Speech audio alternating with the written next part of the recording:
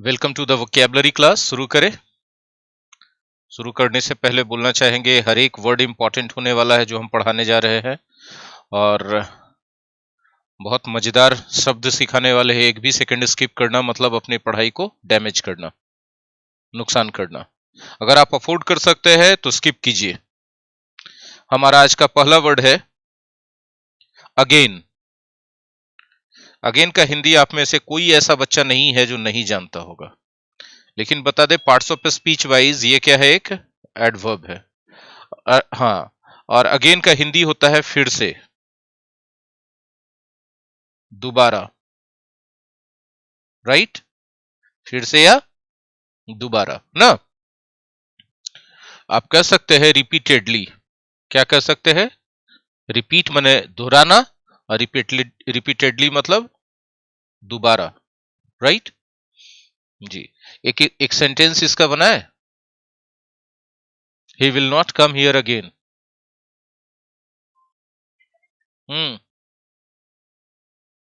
He will not come here again, right है। आगे बढ़े बात को लेके, चलिए। अगेन के बाद अगला वर्ड कौन सा है हमारे पास? Against, right. अगेंस्ट जनरली एक प्रीपोजिशन के रूप में यूज किया जाता है। किस तरह से यूज किया जाता है? प्रीपोजिशन के रूप में, ठीक है। देखिए, बहुत सिंपल सा तरीका से हम इसको बताएंगे। इसका बहुत सारा मीनिंग होता है, ठीक है, जिसमें से दो मीनिंग हम अभी आपको यहाँ पर बताने वाले हैं, क्योंकि यही दो सबसे ज्यादा यूज किया जाता है, ठीक है। के विरुद्ध, के विरुद्ध, के विरुद्ध मतलब उसके खिलाफ, के खिलाफ, राइट। और दूसरा मीनिंग है इसका, अगेंस्ट का मतलब दूसरा मीनिंग है के सामने। और भी बहुत सारे सिचुएशन में इसका यूज किया जाता है। वो सारा सिचुएशन प्रीपोजिशन चैप्टर पढ़ाते समय बताएंगे, लेकिन ये दो सबसे ज्यादा इंपॉर्टेंट है, इसीलिए ये दो अभी बताना बहुत जरूरी है। और इन दोनों को हम सेंटेंस के जरिए समझाएंगे, तब आपको ज्यादा अच्छा से समझ में आ जाएगा, ठीक है। एग्जाम्पल के तौर पे हम लिख रहे हैं, many Indians stood against the British rule, right, and their atrocity. बहुत सारे भारतीय ब्रिटिश रूल और उसके उनके एट्रोसिटी के खिलाफ खड़े हो गए। एट्रोसिटी का मतलब होता है जुल्म, अत्याचार। क्लियर है? एट्रोसिटी का क्या मतलब होता है? या अत्याचार। कोई दिक्कत है यहां तक? आगे बढ़े, चलिए। एक और एग्जांपल लेते हैं अगेंस्ट का, ठीक है। इसके लिए हम एक चित्र बना के आपको समझाना चाहेंगे, बहुत सिंपल सा। सपोज कि ये एक टेबल है, एक टेबल है, ठीक है। इधर बैठे हैं मिस्टर ए और इधर बैठे हैं मिस्टर बी। तब यहां पर हम लोग बोलेंगे ए इज सिटिंग, ठीक है, अगेंस्ट बी। यहां पर अगेंस्ट के जगह ज्यादा लोग अपोजिट का यूज करते हैं। क्या यूज करते हैं? अपोजिट का यूज करते हैं, ठीक है। एक और चित्र बना के हम बताना चाहेंगे प्रीपोजिशन के रूप में। जैसे सपोज कि ये एक दीवार, हाँ, बहुत अच्छे हम चित्र नहीं बना पा रहे ना। अच्छा, ये एक दीवार है, ठीक है, और इससे सटा के एक सीढ़ी रखी हुई है। सीढ़ी समझते हो ना? हाँ, हम्म। ए लैडर इज केप्ट या प्लेस्ड अगेंस्ट द वॉल, ठीक है। कोई दिक्कत है किसी को? इस तरह से बहुत सारा उपयोग है, लेकिन इसमें से ये 2 यूजेस हमने आपको बताए, दोनों एग्जाम्पल अलग अलग दे करके। ठीक है, ये वाला और ये वाला एग्जाम्पल दोनों पोजीशन, हाँ जी बिल्कुल, पोजीशन बताने के लिए। नेक्स्ट वर्ड बताएंगे, एज, उम्र। जी देखिए, बहुत अच्छा वर्ड है एज। एज बहुत अच्छा वर्ड है। ठीक है, age parts of speech wise एक नाउन है। ठीक है, एज का मतलब होता है उम्र। एज का मतलब क्या होता है? उम्र, है ना। और एज का एक दूसरा मतलब होता है जमाना। कहते हैं ना ओल्ड एज, न्यू एज, है ना, जमाना। तो जमाना जब कहते हैं तो इस सेंस में इसका सिनोनिम्स हो सकता है एरा, टाइम्स, ठीक है, इपॉक, इस सब का मतलब होता है जमाना। बात समझ में आ रही है? एक इससे फ्रेज बताते हैं रिलेटेड। जी, एज से रिलेटेड फ्रेज बता रहे एक, at the age of, at the age of, ठीक है, डॉट डॉट डॉट। एक एग्जाम्पल से इस फ्रेज को हम आपको यूज करना सिखा रहे हैं। अकबर का नाम आपने सुना है? कितने वर्ष की उम्र में वो बन गए थे राजा? अकबर बिकेम 12 या 14 ना, became the emperor of India, the emperor of India at the age of 14। तो आप देखो कैसे हमने किया, एट द एज ऑफ, और जिस उम्र में काम हुआ उस उम्र को हमने यहां पे लिखा, है ना। अकबर 14 वर्ष की उम्र में या 14 वर्ष की अवस्था में भारत के बादशाह बन गए। आगे बढ़े, एज के बाद अगला वर्ड कौन सा है बताइए? किसका साइनोनिम्स? उम्र के अर्थ में यही एक अकेला वर्ड ही चलता है। ठीक है जी, अगला वर्ड है एजेड। ठीक है, एजेड एक एडजेक्टिव के रूप में यूज किया जाता है। इसका एक बहुत अच्छा सा यूज हम सिखाएंगे आपको, और इसके लिए हिंदी होता है उम्र दराज। उम्र दराज, कोई आदमी एजेड है तो कहते हैं उम्र दराज है ना। तो इसका मतलब क्या है? वो ओल्ड है, एल्डरली है ना। ओल्ड और एल्डरली एक ही है, एल्डरली थोड़ा ज्यादा रेस्पेक्टफुल है। कोई दिक्कत है यहां तक? अब देखिए, आदमी के लिए बोल दिए एजेड, सामान के लिए भी बोलते हैं। एग्जाम्पल हम देते हैं, एजेड राइस, पुराना चावल। सुना पुराना चावल? देखिए किस कब कहा जाता है एजेड राइस? जो फसल अभी कट के आया चावल का, वो नया चावल है। ठीक है, लेकिन जब नया फसल आ गया तो वो वाला क्या हो गया? एजेड हो गया, पुराना कहला जाएगा, है ना। तो ये वाला बड़ा अच्छा उपयोग है, हम लोग अपने डेली लाइफ में इसको बहुत यूज करते, एजेड राइस। Got it? आगे बढ़े, चलिए नेक्स्ट, एजेंसी। एजेंसी तो सब लोग जानते हैं क्या होता है, बताइए। एकदम कॉमन वर्ड है, हम लोग बहुत बार सुने हैं।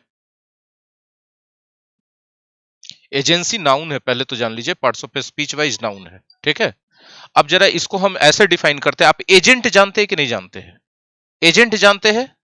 हाँ, एजेंट का मतलब रिप्रेजेंटेटिव, एजेंट भी नाउन है। एजेंट का मतलब क्या होता है? रिप्रेजेंटेटिव।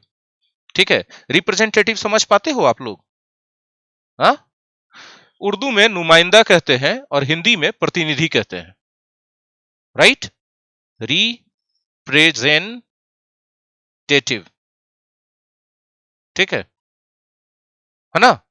तो जब एजेंट बनना पड़ता है किसी ऑर्गेनाइजेशन का, तो कोई वहां से एक नंबर मिलता है, एक पहचान मिलता है, उस नंबर या पहचान को एजेंसी कहते हैं। ठीक है, आप कुछ कहना चाह रहे हैं? जी, इरशाद, इरशाद, इरशाद। हाँ, तो एजेंट बनने के लिए एक नंबर या कुछ एक लाइसेंस या कुछ एक पहचान मिलता है, उस नंबर या लाइसेंस या उस पहचान को एजेंसी कहते हैं। बात समझ में आया? जैसे किसी आदमी ने कहा कि हम हिंदुस्तान लीवर लिमिटेड का एजेंसी लिए हैं, मतलब कि अब आप हिंदुस्तान लीवर लिमिटेड के एजेंट बन चुके हैं, अब उनकी सामान आप बेचेंगे। और कैसे आपको एजेंसी मिला? तो वो एक लाइसेंस देते हैं जिसपे एक पर्टिकुलर नंबर होता है, ठीक है, और उस नंबर से ऑथराइज्ड हो गए कि अब आप हिंदुस्तान लीवर लिमिटेड की कंपनियों से डायरेक्ट सामान मंगा सकते हैं और बाजार में दुकानदारों को बेच सकते हैं। तो आप एजेंसी लेते हैं। आप हॉर्लिक्स का एजेंसी लेते हैं तो क्या करते हैं? हॉर्लिक्स कंपनी के आप एजेंट बन चुके हैं। उनका जो हॉर्लिक्स ड्रिंक है वो जो मैन्युफैक्चर होगा उसको वो उस नंबर के कारण आपको देंगे और आप उनके एजेंट के तौर पे जगह जगह पर उसको दुकानदारों को जैसे भी सेल करेंगे। आपको समझ में आया एजेंसी क्या होता है? हाँ, बचपन से सुनते आ रहे एजेंसी, लेकिन एग्जैक्ट कॉन्सेप्ट अभी मिला होगा, राइट है। अभी हम बोलते हैं एलआईसी एजेंट, एलआईसी की एजेंसी मिलती है। तो जो एलआईसी के एजेंट होते हैं ना, वो एक नंबर मिलता है एलआईसी की तरफ से कि अब आप एलआईसी की पॉलिसीज बेच के पैसे लाके एलआईसी को दीजिए, एलआईसी बदले में आपको कुछ हिसाब किताब से देगा, राइट। तो एलआईसी की एजेंसी मिल गई उस इंसान को, ठीक है। आप सोनी ट्यूटोरियल क्लासेस के एजेंसी ले सकते हैं, ठीक है, हाँ जी। लेकिन अब जब हम ऑनलाइन टीचिंग में बोलेंगे कि हम अपना एजेंसी दे रहे हैं, तो एजेंसी नहीं, फ्रेंचाइजी देंगे। वो क्या देंगे? हम फ्रेंचाइजी देंगे। बहुत सिंपल सा फॉर्मेट, ठीक है। 3 नंबर, जी हाँ, बिल्कुल। आप टेक्निकल में चले गए, उतना कॉमर्स हमको नहीं आएगा, हम घबरा जाएंगे उतना कॉमर्स से। हमारे एक स्टूडेंट है मुंबई के, ठीक है, चार्टर्ड अकाउंटेंट है, उस सामने पढ़ते हैं, अभी इसी शहर में आए हुए हैं, ठीक है ना, तो वो ऑनलाइन पढ़ते हैं, तो उनसे आप बात कीजिए, पूरा कॉमर्स बताएंगे, चार्टर्ड अकाउंटेंट है। ठीक है, हाँ। चलिए, नेक्स्ट वर्ड बताएंगे आप हमें। अगो। अगो बहुत अच्छा वर्ड है, ठीक है, और हम आपकी जानकारी के लिए बता दें कि अगो एक एडवर्ब है। अगो क्या है? एक एडवर्ब है। अगो का हिंदी होता है पहले। इसको बिफोर के सेंस में यूज किया जाता है, लेकिन इसका रेस्ट्रिक्शन है टेंस का। इसका साइनोनिम्स बिफोर है, लेकिन अगो की जगह हर जगह बिफोर यूज नहीं कर सकते। इसका रेस्ट्रिक्शन क्या है, क्या आप जानना चाहते हैं? हाँ, period of time plus ago, period of time के साथ अगो का यूज करते हैं only in the past indefinite tense, only in the past indefinite tense. क्या आप जानना चाहते हैं किसी एग्जाम्पल के जरिए इसको? क्या आप किसी एग्जाम्पल के जरिए सीखना चाहते हैं इसको? अगर हम एक सेंटेंस बोल दें, क्लियर है ना वहां पे? ठीक है, अगर शटडाउन हो तो उठ के टच करना कोई भी बच्चा, ठीक है। हाँ, आ रहा है किसी का, वो था, लाओ देख लेते हैं क्या कमेंट दे रहे हैं मेरे प्यारे बच्चे। Very good, very good, very good, thank you respond करने के लिए। रिस्पॉन्ड आप लोग करते हैं ना तो पढ़ाने में बहुत मजा आता है, सच्ची बोलते हैं हम, ठीक है। वह 3 साल पहले मुंबई गया था।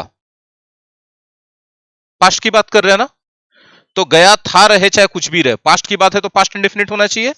तो ही वेंट टू मुंबई, आमची मुंबई नहीं, थोड़ा सा लिखने का तरीका और नजदीक लिखना चाहिए ना तो अच्छा होगा। ही वेंट टू मुंबई, है ना, कितना ईयर्स अगो? 3 years अगो। अब आप देखो कि अगो, एक अगो की जगह पर यहां पर कोई बिफोर लिख दे,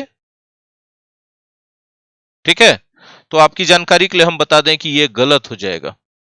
देखो, बिफोर क्या हो जाएगा? गलत हो जाएगा, और अगो क्या हो जाएगा? सही हो जाएगा। ऐसा इसलिए होगा क्योंकि देखो यहां पर क्या है, V2 है और पास्ट इंडेफिनिट है, और साथ ही साथ एक क्या आ गया है यहां पर, देखो पीरियड ऑफ टाइम आ गया है ना।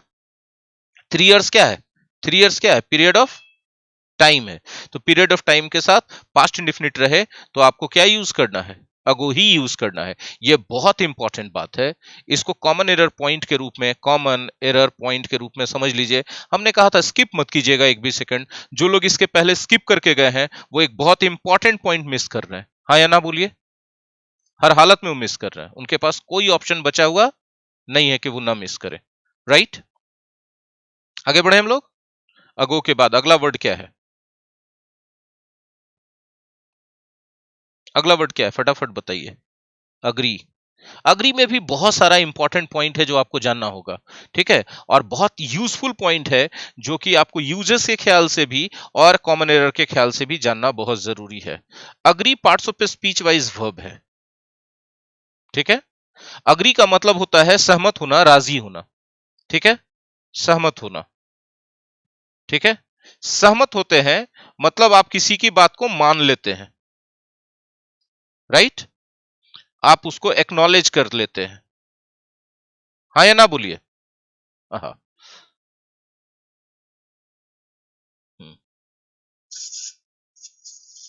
आप उससे कंसेंट करते हैं, सहमत होते हैं, राइट। तो ये सब इसके साइनों हैं। आप बोलिए कि सर हमको इसका उल्टा बताना है, तो उल्टा करेगा तो क्या करेगा, डिसअग्री कर जाएगा, डिसअग्री करेगा, रिजेक्ट कर देगा। डिसेंट का स्पेलिंग बोलिए, ठीक है। हाँ, रिफ्यूज कर जाएगा, डिनाई कर जाएगा, ये सब इसके एंटोनिम्स होंगे। अच्छा, अग्री के बारे में एक बहुत कॉमन सा गलती जो सारे लोग करते हैं, वो हम आपको सिखाना चाहते हैं। क्या हम सिखा दें आपको? हाँ, लिख सकते हैं, बिल्कुल अलाउ लिख सकते हैं, ठीक है। अलाउ लिख सकते हैं, अप्रूव लिख सकते हैं, चलिए लिख ही देते हैं, ये बात है तो। चलिए, अप्रूव भी इसका साइन होगा। आप अग्री कर रहे हैं मतलब बोल रहे हैं कुछ सही है, अप्रूव कर रहे हैं आप उसको अलाउ कर रहे हैं कि हाँ जाओ करो, हम अग्री कर गए, राइट। अच्छा, एक बात बताइए, बस यही है, जितना आप इसको रिलेट करना सीख जाइएगा ना, सिनोनिम्स उतना आसान हो जाएगा, आपको रटना नहीं पड़ेगा, ये आप पर डिपेंड करता है, ठीक है। अब देखिए, जो हम बात बताने जा रहे हैं आगे, उसको गौर से समझिएगा। यदि हम बोलते हैं कि I am agree with you, जो गलती बहुत सारे बच्चे करते हैं, कभी कभी हमने बड़ों को भी करते देखा है, I am agree with you, और सबको लगता है कि हम सही कर रहे हैं, एक्चुअली है क्या अग्री, V1 है, तो V1 के पहले इज आर एम कभी लगना चाहिए क्या? यही गलती सब लोग करते हैं। अब देखिए, अग्री के साथ प्रीपोजिशन का क्या खेल है, उसको भी जानना चाहते हैं क्या?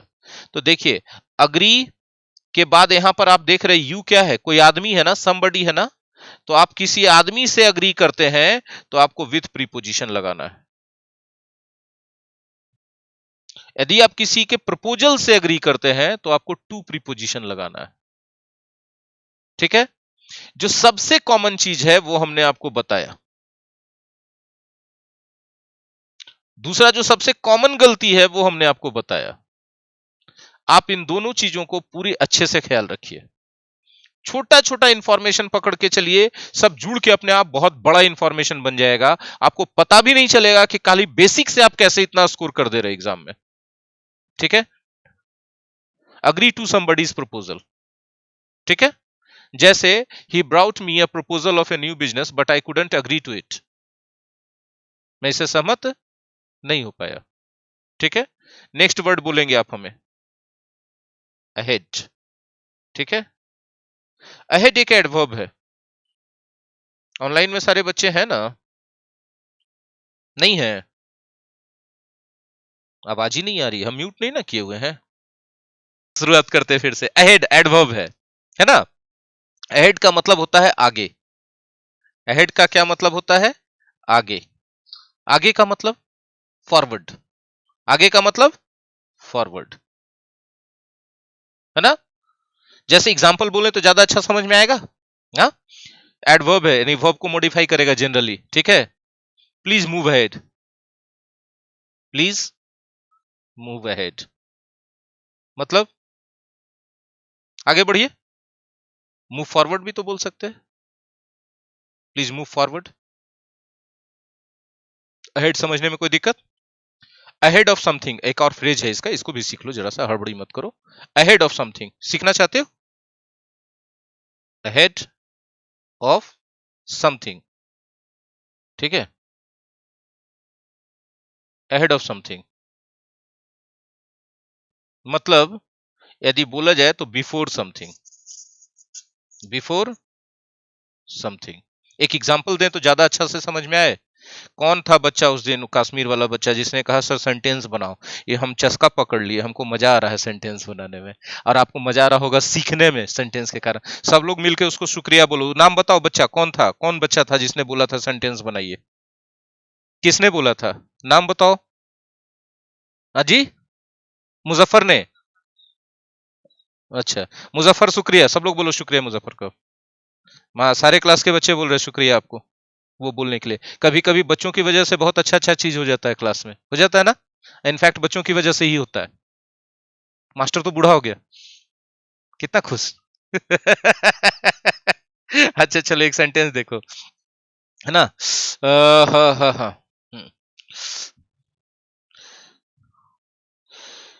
People generally buy new clothes, generally buy new clothes ahead of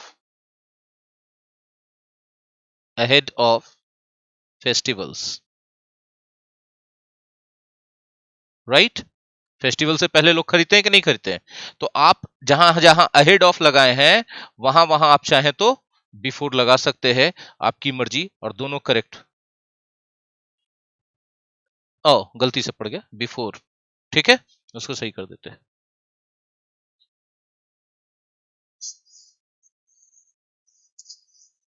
festivals, है ना, दोनों इक्वली करेक्ट है, आप चाहे तो अहेड ऑफ लिखो चाहे तो बिफोर लिखो, है ना। चलिए आगे बढ़े। चलिए नेक्स्ट वर्ड आप बता सकते हैं क्या हमें, बताइए कौन सा है नेक्स्ट वर्ड? AIM, बहुत जबरदस्त। एम, एम एक नाउन भी है और एम एक वर्ब भी है। पहले नाउन के रूप में सीखो और वर्ब के रूप में। कम से कम तो हम पीछे 20 साल का क्वेश्चन देखे हैं स्टाफ सिलेक्शन कमीशन का, तो उसमें हम देखे हैं कम से कम 17-18 बार ये क्वेश्चन पूछा जा चुका है। हर बार कॉमन एरर में पूछा गया है क्वेश्चन ये, एक दो बार पूछा गया है फिल इन द ब्लैंक्स में प्रीपोजिशन के लिए, ठीक है, एक दो बार, लेकिन ज्यादा कॉमन एरर में पूछा गया है। देखिए एम, एम का मतलब होता है लक्ष्य, लक्ष्य समझते हैं, निशाना, है ना, टारगेट। तो आप इसको साइनोनिम्स के रूप में क्या कर सकते हैं? टारगेट कह सकते हैं, जहां पहुंचना है उस जगह को डेस्टिनेशन कहा जाता है, तो लक्ष्य तो डेस्टिनेशन भी हो सकता है, हाँ या ना बोलिए। तो ये सब इसके साइनोनिम्स हैं। हाँ गोल भी कह सकते हैं, बिल्कुल कह सकते हैं गोल। अच्छा कितना अच्छा बच्चा बात है कि 9th क्लास का बच्चा बैठ करके सोच पा रहा है। हाँ तुमने बोला ना बेटा, किसने बोला? तुमने बोला, अच्छा। तो सोचो सोचो, तुम लोग भी अपना लगाओ, दिमाग लगाओ। हाँ बहुत अच्छे। हमको लगा रुकैया ने बोला है, कोई बात नहीं, आप भी बोले बहुत अच्छा, दिमाग लगा रहे, थोड़ी बात है। हाँ सुफियान को एक ड्यूटी मिल चुका है ना, डेली का। चलो ठीक है, तो टारगेट है, डेस्टिनेशन है, गोल है ना, ये सब इसके सिनोनिम्स है। अब हम आगे थोड़ा सा बात करते हैं, गौर से समझिएगा, इसको वर्ब के रूप में लेते हैं, है ना। वर्ब के रूप में निशाना साधना, निशाना साधना मतलब कोई चीज पर निशाना लगाना, ठीक है। आप किस चीज पर निशाना लगा रहे हो अंग्रेजी पढ़ के? एग्जाम कौन, किस चीज का? कश्मीर वाले बच्चे दो चीज के एग्जाम पे कर रहे हैं, एक SI वाला है और एक और क्या क्या चीज का एग्जाम बताओगे बच्चों? नहीं बताओ, अकाउंट असिस्टेंट का, ठीक है। निशाना साधना, अब जरा समझिए जो चीजें हम आपको सिखानी चाह रहे हैं, ठीक है। निशाना साधना का क्या मतलब होता है? आप कहते हो निशाना साधना, तो यू एम एट समथिंग, ठीक है, आप किसी चीज पर निशाना साधते हो ना, ठीक है। Most of my students aim at public sector jobs, हाँ या ना, most of my students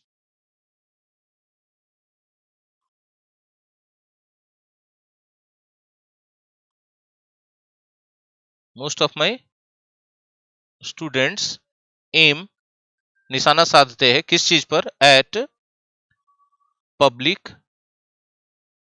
sector jobs, सरकारी नौकरियों पर। तो आप देखो कि एम यहां पर देखो, मोस्ट ऑफ माय स्टूडेंट्स, गौर से देखना मेरे प्यारे बच्चों, ये क्या है? सब्जेक्ट है, और ये क्या है? वर्ब है। कौन सा प्रीपोजिशन यूज किया, और उसके बाद जिस चीज पर निशाना साधा उस चीज के बारे में बात किया, है ना। तो ये प्रीपोजिशन मैटर करता है, एम एट समथिंग, कोई चीज पर निशाना साधना, ठीक है। अच्छा कोई चीज हासिल करने का भी तो निशाना साधते हो ना, तो तुम ऐसे भी तो लिख सकते हो, we aim to get a job, we aim to get a government job, a government job, ऐसे लिख सकते हो ना, हाँ या ना बोलो। तो अब आपने क्या किया, एम के बाद 2 + V1 लगाया, ठीक है। देखो एम के बाद आपने कहा क्या लगाया, एम यहाँ वर्ब है, ये सब्जेक्ट है, और आपने क्या लगा दिया, 2 प्लस V1 भी लगाया जा सकता है। बस ये सब हम इसलिए बता रहे हैं ताकि आपको पता रहे कि एम को सेंटेंस में कैसे यूज करना है, उसके अलावा कोई तरीके से यूज किया गया है तो वो गलत है, राइट? गलत है तो एरर है, या फिल इन द ब्लैंक्स दे दे तो आगे कैसे। एक एग्जांपल और देते हैं, दे क्या, ठीक है, ये कोर्स किस चीज पर एम्ड है, दिस कोर्स इज एम्ड। अब देखो क्या लगा, इज लग गया ना, और उसके बाद एम्ड लग गया ना, एट क्लास का, ठीक है। तो एम्ड एट, देखिए this course is aimed at teaching language, teaching language, क्या सिखाने के लिए लक्ष्य है। अब देखो क्या है ना कि यहाँ एम के पहले क्या लगा है, इज लगा है, is are am was were be का कोई भी फॉर्म लगा हो, और तो फिर यहां पर एम्ड हो तब एट ही प्रीपोजिशन लगेगा और उसके बाद V4 आएगा। बात समझ में आ रही है? तो ये बी एम्ड एट, खाली एम रहे, ठीक है, क्या कहना चाह रहे हैं, फा SI, अच्छा फाइनेंस जी, और खाली एम रहे तब फिर क्या आएगा, 2 प्लस V1 आएगा। आ गया ना, बात समझ में आ रही है? तो इस चीज को आपको एकदम फोकस करना है, इसी 2 पॉइंट पे बहुत ज्यादा क्वेश्चन पूछा गया है, ठीक है। वोकैबुलरी का सेक्शन आज यहीं समाप्त करते हैं। बहुत सारी यूजफुल वर्ड सीखे गए हैं आज, उम्मीद करते हैं जो लोग यूट्यूब पर देखेंगे हमारे चैनल सोनीज ट्यूटोरियल क्लासेस को जरूर सब्सक्राइब कर लेंगे अगर पहली बार आए हैं तो, और वीडियो अच्छा लगा है तो लाइक करेंगे, शेयर करेंगे और कमेंट में अपनी ओपिनियन बताएंगे। डिस्क्रिप्शन में जाने पर आपको पूरे वोकैबुलरी के प्लेलिस्ट का लिंक मिल जाएगा, और इसके PDF के लिए हमारे Telegram channel my exam study और सोनीज ट्यूटोरियल क्लासेस को सब्सक्राइब कर लीजिए। सोनीज ट्यूटोरियल क्लासेस और my exam study Facebook pages को भी लाइक करें ताकि आपके पास, और देखिए जब आप सब्सक्राइब करते हैं तो बेल आइकॉन दबाना बहुत जरूरी होता है, साथ ही साथ अपने मोबाइल के सेटिंग्स में जाकर के यूट्यूब नोटिफिकेशन को ऑन करना भी बहुत बहुत जरूरी होता है। बहुत बहुत शुक्रिया, धन्यवाद।